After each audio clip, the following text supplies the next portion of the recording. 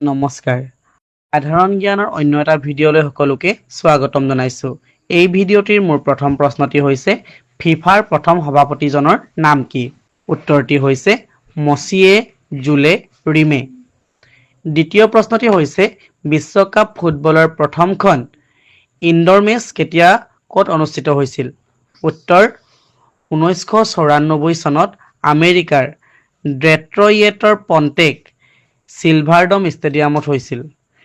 তৃতীয় প্ৰশ্নটি হৈছে ভাৰতৰ প্ৰথম ফুটবল ক্লাব কোনটো